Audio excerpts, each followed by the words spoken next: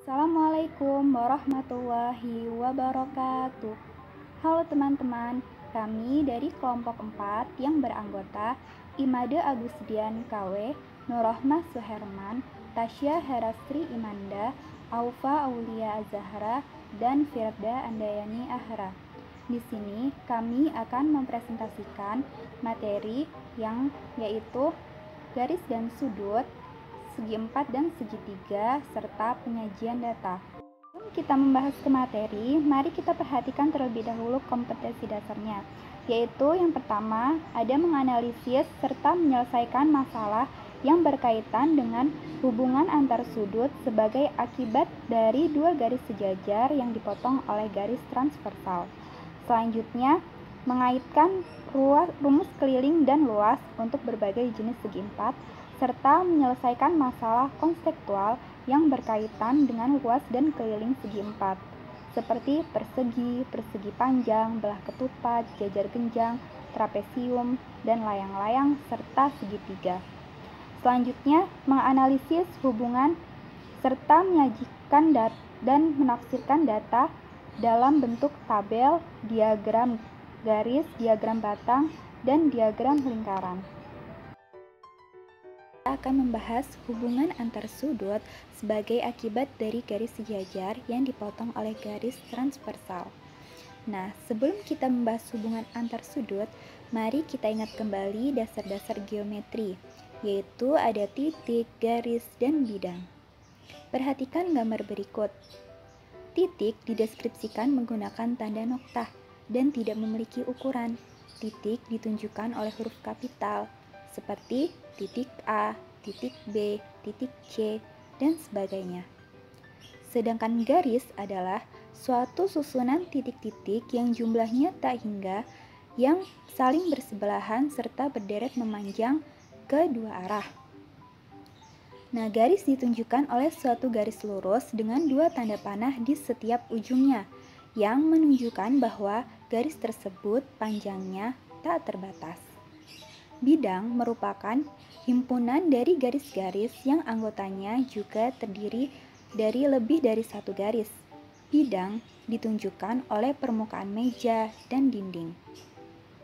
Selanjutnya yaitu kedudukan dua buah garis. Yang dimaksud dengan kedudukan dua buah garis yaitu posisi dari garis yang satu dengan garis yang lainnya. Nah, kedudukan dua buah garis itu ada dua garis yang saling sejajar, berpotongan, berhimpit, dan bersilangan. Dua buah garis dikatakan sejajar jika berada dalam satu bidang datar serta tidak akan pernah bertemu atau berpotongan apabila garis tersebut diperpanjang hingga tak terhingga. Dua buah garis dikatakan berpotongan jika kedua garis tersebut mempunyai suatu titik potong atau bisa disebut dengan titik persekutuan. Selanjutnya, garis dikatakan berhimpit jika kedua garis tersebut mempunyai setidaknya dua titik potong. Nah, selanjutnya garis yang saling bersilangan yaitu jika kedua garis tersebut tidak sejajar serta tidak berada pada satu bidang. Kita akan membahas tentang sudut. Sudut dapat diartikan sebagai sebuah daerah yang terbentuk karena adanya dua buah garis sinar yang titik pangkalnya saling berhimpit.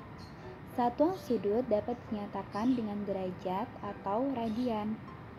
Nah, ada beberapa jenis sudut, yaitu yang pertama ada sudut siku-siku yang ukuran sudutnya 90 derajat, ada sudut lancip yang ukuran sudutnya antara 0 derajat dan 90 derajat.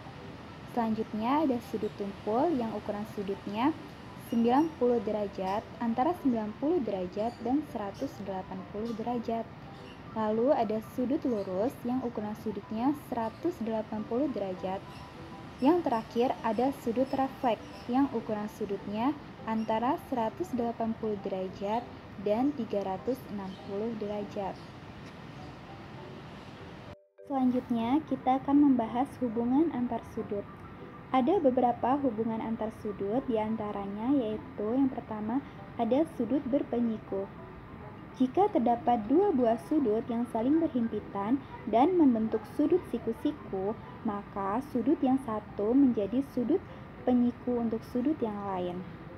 Dua buah sudut dikatakan berpenyiku jika jumlah besar kedua sudutnya tepat 90 derajat. Perhatikan gambar sudut berpenyiku tersebut, yang mana jika dijumlahkan, sudut X dan sudut Y akan menghasilkan sudut 90 derajat. Nah, oleh karena itu, sudut X dan sudut Y merupakan sudut yang saling berpenyiku. Selanjutnya, sudut berpelurus. Sudut yang berpelurus adalah dua buah sudut yang membentuk sudut 180 derajat. Masing-masing sudut tersebut saling berpelurus satu dengan yang lainnya. Dua buah sudut dikatakan berpelurus jika jumlah besar kedua sudutnya tepat 180 derajat. Seperti pada contoh yang mana sudut A dan sudut B merupakan sudut yang saling berpelurus. Jika sudut A dan sudut B dijumlahkan, maka hasilnya akan didapat 180 derajat. Selanjutnya yaitu sudut yang bersebelahan. Sudut yang bersebelahan adalah sudut yang memiliki titik pusat sama dan memiliki salah satu sisi yang sama. Seperti pada gambar tersebut, di mana sudut A dan sudut B memiliki titik pusat yang sama. Sehingga sudut A dan sudut B merupakan sudut yang bersebelahan. Selanjutnya yaitu sudut pada satu titik. Sudut pada satu titik adalah sudut yang terbentuk oleh beberapa garis, bisa 2 garis ataupun lebih, dan jumlah keseluruhan sudut adalah 360 derajat. Seperti pada gambar di samping, di mana diketahui bahwa sudut A, sudut B, sudut C, dan sudut D jika dijumlahkan akan menghasilkan sudut 360 derajat. Selanjutnya, sudut sehadap. Sudut sehadap adalah sudut yang memiliki posisi yang serupa atau sama tetapi beda tempat, yang dihubungkan oleh sebuah garis transversal dan sepasang garis sejajar. Jadi, seperti pada contoh tersebut, kita lihat bahwa ada 2 garis yang sejajar lalu dipotong oleh satu garis transversal sehingga membentuk sudut-sudut, yang mana jika kita perhatikan bahwa sudut S sama dengan sudut D karena mereka merupakan sudut yang sehadap. Begitu juga sudut R sama dengan sudut C, sudut A sama dengan sudut P, serta sudut B sama dengan sudut Q. Baik, materi selanjutnya ada sudut berseberangan. Sudut berseberangan adalah sudut yang terbentuk secara berlawanan pada suatu garis transversal yang berada di antara dua buah garis sejajar. Nah, besar sudut yang berseberangan ini adalah sama. Sudut berseberangan dibagi menjadi 2. Yang pertama ada sudut berseberangan dalam, dan yang kedua ada sudut berseberangan luar. Dapat kita lihat dari contoh, ada sudut berseberangan dalam, di mana dia itu D sama dengan Q dan P sama dengan C. D dan Q itu letaknya berseberangan, namun dia terletak di dalam garis sejajar. Sedangkan contoh dari sudut berseberangan luar itu ada A sama dengan R dan B sama dengan S, di mana A dan R berseberangan namun letaknya di luar garis sejajar. Yang ketujuh ada sudut bertolak belakang atau sudut berlawanan. Sudut bertolak belakang atau sudut berlawanan adalah sudut dengan sisi-sisi yang bertolak belakang pada sebuah titik potong dari dua buah garis. Dan besar kedua sudut yang bertolak belakang ini adalah sama. Mari kita lihat contohnya. Ada sudut bertolak belakang itu contohnya P sama dengan R dan A sama dengan C. Kemudian Q sama dengan S dan B sama dengan D. Di mana P dan R itu bertolak belakang, maka nilai P dan R adalah sama. Begitu juga dengan yang lainnya. Selanjutnya ada soal dan pembahasan. Diketahui dengan gambar seperti berikut. Ditanyakan, tentukan nilai X ditambah Y ditambah Z. Maka penyelesaiannya, Nah, dari gambar itu kita lihat bahwa ada dua sudut yang saling bertolak belakang, yaitu 3x dan 60 derajat. Seperti yang kita ketahui bahwa sudut yang bertolak belakang, maka nilainya sama. Oleh karena itu berlaku 3x sama dengan 60 derajat, maka x sama dengan 20 derajat. Nah, jika kita lihat lagi, maka 3x dan 60 itu kita bisa gabungkan menjadi satu lingkaran sama dengan yang di bawahnya. Nah, oleh karena itu, jika kita gabungkan keempat sudut, lalu berlaku nilai Y ditambah 40, ditambah Z dikurang 40, ditambah 3X ditambah 60 derajat sama dengan 360. Sehingga berlaku Y ditambah 40 derajat ditambah Z dikurang 40 derajat, ditambah 3X ditambah 60 derajat sama dengan 360 derajat. 40 derajat dikurang 40 derajat habis ya. Kemudian tadi kita lihat bahwa sudut yang bertolak belakang nilainya sama, maka 3x sama dengan 60 derajat. Kita substitusikan, Y ditambah Z ditambah 60 derajat ditambah 60 derajat sama dengan 360 derajat. Y ditambah Z ditambah 120 derajat sama dengan 360 derajat. Kemudian Y ditambah Z sama dengan 360 derajat dikurang 120 derajat, maka Y ditambah Z sama dengan 240 derajat. Tadi kita sudah mencari nilai X yaitu sama dengan 20 derajat. Maka nilai X ditambah Y ditambah Z sama dengan 260 derajat. Soal selanjutnya diketahui jam dengan pukul jam 3 lebih 25. Ditanya, tentukan besar sudut yang dibentuk oleh jarum jam dan jarum menit ketika jarum menunjukkan pukul 3 lebih 25. Nah, penyelesaiannya kita lihat, perhatikan jarum jam itu kan menunjukkan jam 3 lebih 25. Dan karena setiap 1 jam itu jarum itu bergerak sebanyak 30 derajat, maka karena 3 jam, 3 dikali 30 derajat sama dengan 90 derajat. Kemudian kan lebihnya tadi 25 menit, kita ubah dalam satuan jam, maka 25 per 60 dikali 30 derajat sama dengan 12,5. Sehingga jarum jam yang berwarna merah muda itu besar sudutnya sama dengan 90 derajat ditambah 12,5 derajat sama dengan 102,5 derajat. Selanjutnya kita akan menghitung sudut dengan jarum yang berwarna biru muda. Dilihat di situ dia menunjuk ke bilangan 5, sehingga besar sudutnya 5 dikali 30 derajat sama dengan 150 derajat. Oleh karena itu, sudut yang dibentuk oleh jam 3 lebih 25 itu 150 derajat dikurangin 102,5 derajat sama dengan 47,5 derajat. Baik, kita akan lanjut ke materi yang kedua yaitu segi 4 dan segi 3. Sebelumnya saya akan membacakan kompetensi dasarnya. Jadi 3.11 mengaitkan rumus keliling dan luas untuk berbagai jenis segi 4. Contohnya, persegi, persegi panjang, belah ketupat, jajar genjang, trapesium, dan layang-layang, dan segitiga. Kemudian 4.11-nya menyelesaikan masalah kontekstual yang berkaitan dengan luas dan keliling segi 4.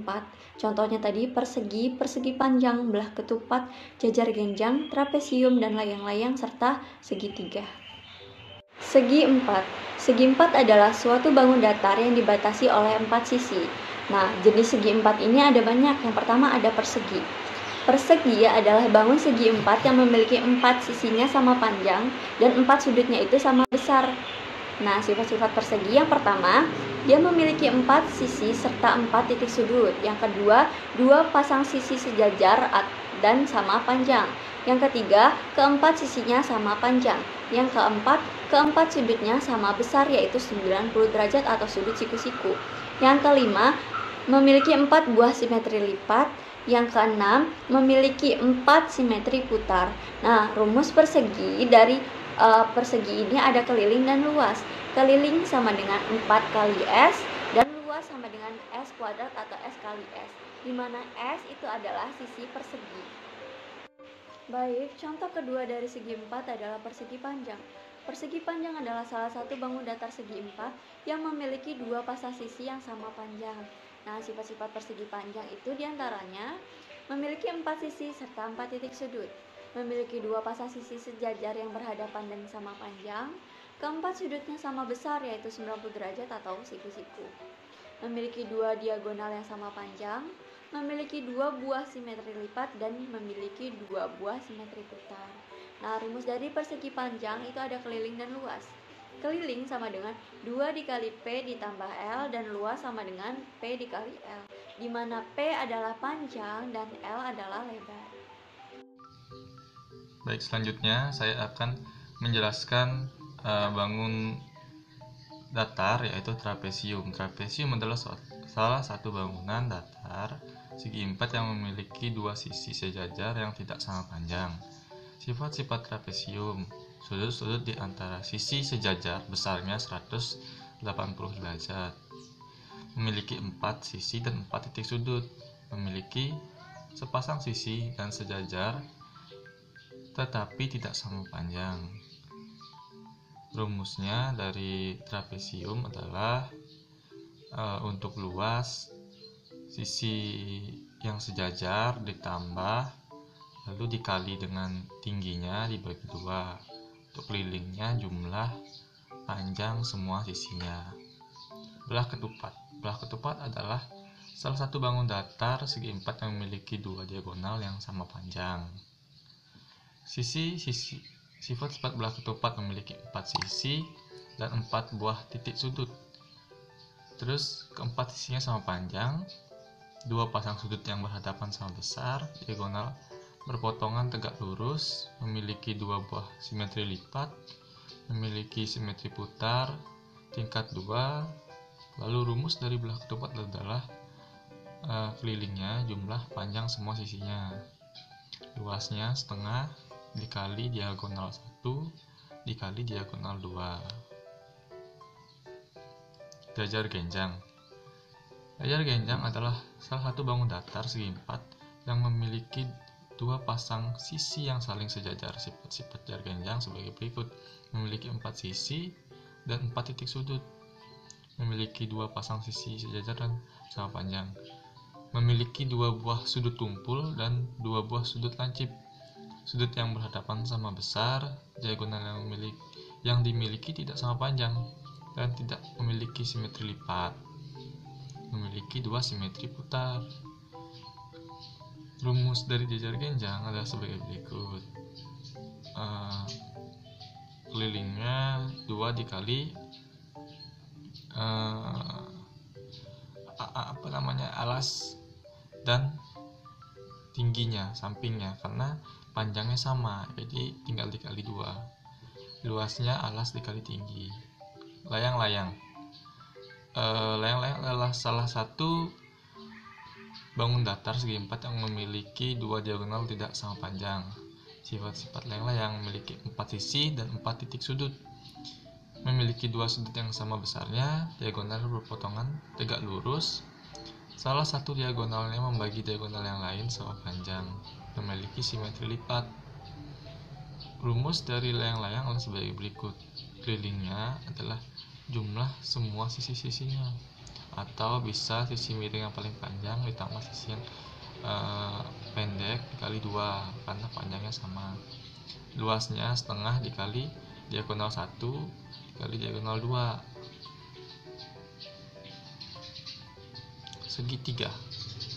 Segitiga adalah sebuah bangun datar yang dibatasi oleh 3 sisi yang setiap ujungnya saling berkaitan.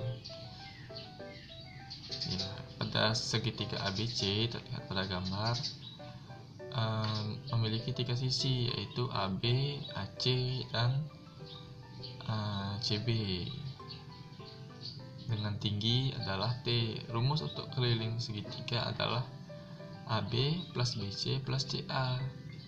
Sedangkan untuk mencari luas segitiga adalah setengah dikali alas dikali tinggi. Nah, ciri-cirinya untuk segitiga itu memiliki 3 sisi, membatasi ketiga titik sudut dengan jumlah semua sudutnya 180 derajat. Sudut terbesar akan berhadapan dengan sisi terpanjang dan sisi terpendek akan berhadapan dengan sudut terkecil. Terus kita ada beberapa jenis segitiga, itu lihat dari sisinya.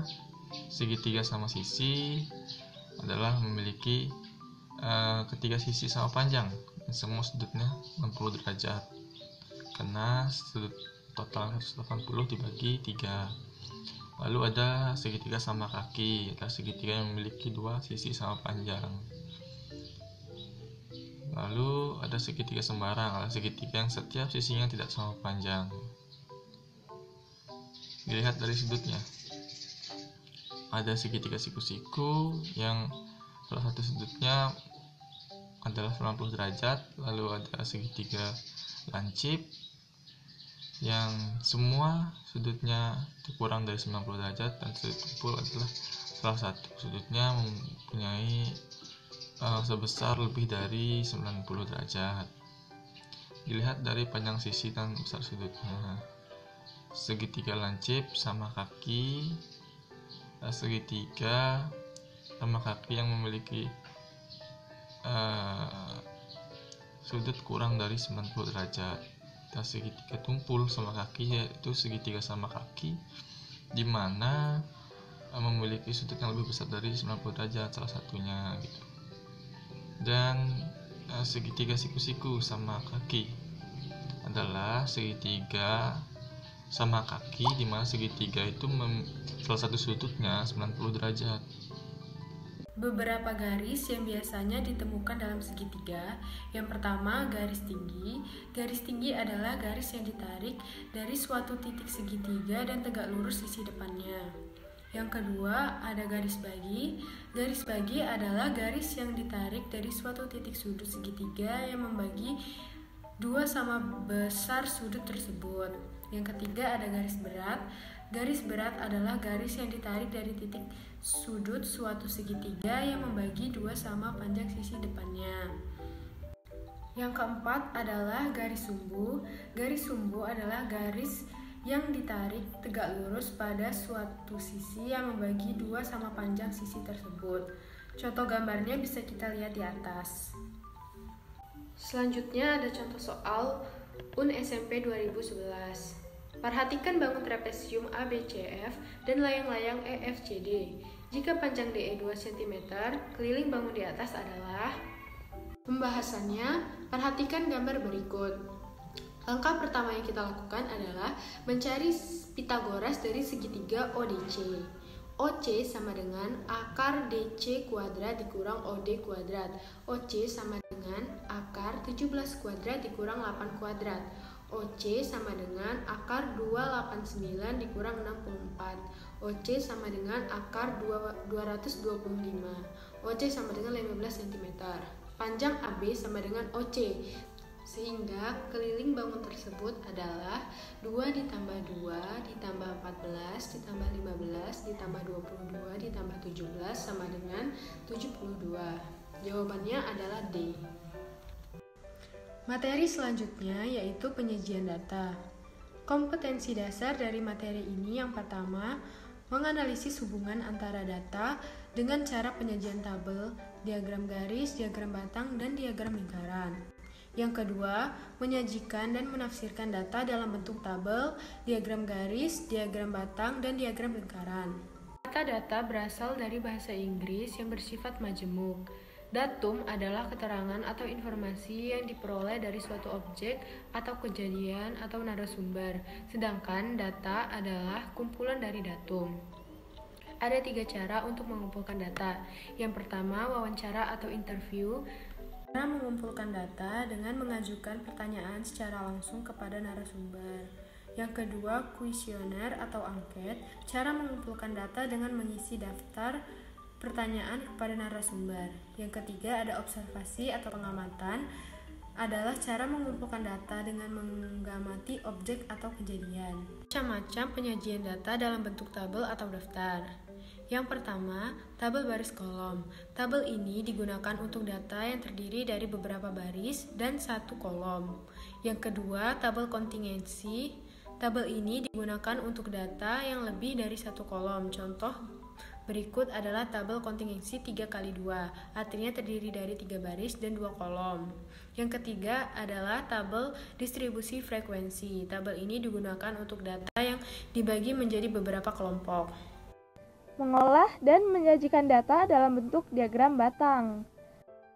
Contohnya, Jika terdapat data tentang nilai UAS pelajaran matematika kelas 7 SMP yang disajikan pada tabel di slide. Pada data, siswa memperoleh nilai 70, 75, 80, 85, 90, 95, dan 100. Untuk mengetahui banyak siswa yang memperoleh setiap nilai, yaitu dengan menyajikan data tersebut ke dalam bentuk diagram batang. Untuk menyajikan data tersebut ke dalam diagram batang, kita menentukan terlebih dahulu sumbu datar untuk menyatakan nilai yang diperoleh oleh siswa, dan sumbu tegak untuk menyatakan banyak siswa yang memperoleh nilai tersebut. Dari data didapat yang memperoleh nilai 70 sebanyak 3 siswa, yang memperoleh nilai 75 sebanyak 6 siswa, yang memperoleh nilai 80 sebanyak 7 siswa, yang memperoleh nilai 85 sebanyak 9 siswa, yang memperoleh nilai 90 sebanyak 8 siswa, yang memperoleh nilai 95 sebanyak 4 siswa, dan yang mendapatkan nilai 100 sebanyak 3 siswa. Sehingga diperoleh diagram batang seperti yang ada pada slide. Yang selanjutnya yaitu mengolah dan menyajikan data dalam bentuk diagram garis. Diagram garis biasanya digunakan untuk menyajikan data yang berkesinambungan atau kontinu. Misalnya, jumlah penduduk tiap tahun, hasil pertanian tiap tahun, dan jumlah siswa tiap tahun. Contoh, data tentang nilai tukar rupiah terhadap dolar Amerika Serikat pada tahun 2015 yang disajikan pada tabel. Berilah titik pada pertemuan bulan dengan kurs rupiah terhadap dolar Amerika Serikat. Hubungkan titik-titik tersebut dengan garis. Menyajikan data dalam bentuk diagram lingkaran. Diagram lingkaran adalah penyajian data dengan menggunakan gambar yang berbentuk lingkaran. Bagian-bagian dari daerah lingkaran menunjukkan bagian-bagian atau persen dari keseluruhan. Penyajian data dalam diagram lingkaran terbagi atas beberapa juring yang dinyatakan dalam bentuk persen atau dapat pula dinyatakan dalam bentuk besar sudut. Jika juring dinyatakan dalam persen, maka untuk satu lingkaran penuh adalah 100%. Dan jika setiap juring dinyatakan dalam derajat, maka besarnya sudut dalam satu lingkaran penuh adalah 360 derajat. Contohnya, pada tabel terdapat hasil pengumpulan data tentang ukuran sepatu siswa. Untuk menyajikan data tersebut menjadi diagram lingkaran, kita bisa mengelompokkan ukuran-ukuran sepatu yang sama. Kemudian, kita menghitung persentase setiap ukuran sepatu. Selanjutnya, untuk menyajikan data dalam bentuk diagram lingkaran, kita harus menentukan luas daerah pada lingkaran yang sesuai dengan frekuensi masing-masing ukuran sepatu. Oleh karena itu, untuk menyajikan data dalam bentuk diagram lingkaran, kita harus menentukan ukuran sudut pusat daerah masing-masing frekuensi. Seperti yang kita tahu, satu lingkaran sudut pusatnya adalah 360 derajat. Setelah itu, bagi luas lingkaran berdasarkan sudut pusat yang bersesuaian dengan ukuran sepatu, sehingga diperoleh diagram lingkaran seperti yang terdapat pada slide. Contoh soal, data banyak pelajar di suatu kelurahan beserta tingkat pendidikannya disajikan dalam diagram berikut. Jika banyak pelajar seluruhnya, yaitu 10.800 orang, maka banyak pelajar dengan tingkat pendidikan SMP adalah. Untuk menghitung besar derajat tingkat pendidikan SMP, yaitu 360 derajat dikurang buka kurung 42 derajat ditambah 40 derajat ditambah 36 derajat ditambah 32 derajat ditambah 84 derajat ditambah 56 derajat tutup kurung sama dengan 360 derajat dikurang 290 derajat sama dengan 70 derajat. Maka, banyak pelajar dengan tingkat pendidikan SMP sama dengan 70 derajat per 360 derajat dikali 10.800 sama dengan 2.100 orang. Jadi, jumlah pelajar dengan tingkat pendidikan SMP yaitu 2.100 orang. Contoh soal yang kedua yaitu pada diagram batang menunjukkan nilai ulangan matematika.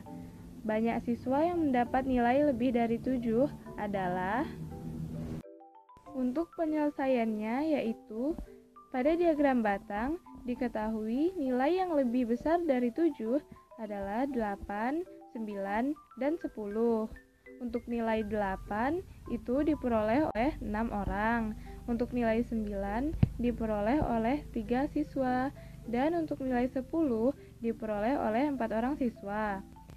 Jadi, banyak siswa yang mendapat nilai lebih dari 7 sama dengan 6 ditambah 3 ditambah 4 sama dengan 13. Jadi, banyak siswa yang mendapatkan nilai lebih dari 7 yaitu 13 orang siswa. Contoh soal PISA. Di bawah ini adalah 3 tower yang memiliki tinggi yang berbeda dan tersusun dari 2 bentuk, yaitu bentuk segi 6 dan persegi panjang. Berapa tinggi tower yang paling pendek? Untuk penyelesaiannya, kita misalkan tower yang berbentuk persegi panjang adalah X dan tower yang berbentuk segi 6 adalah Y, maka kita kurangi dengan cara bersusun ke bawah. 3X tambah 3Y sama dengan 21 dikurangkan dengan 2X ditambah 3Y sama dengan 19. Sehingga diperoleh X sama dengan 2. Lalu kita substitusikan X sama dengan 2 ke persamaan 1. Sehingga 3X ditambah 3Y sama dengan 21 sama dengan 3 dikali 2 ditambah 3Y sama dengan 21. 6X ditambah 3Y sama dengan 21. 3Y sama dengan 15, sehingga diperoleh Y sama dengan 5 cm. Maka, tinggi tower yang terpendek adalah 2X ditambah Y sama dengan 2 dikali 2 ditambah 5, sama dengan 4 ditambah 5, yaitu 9 meter.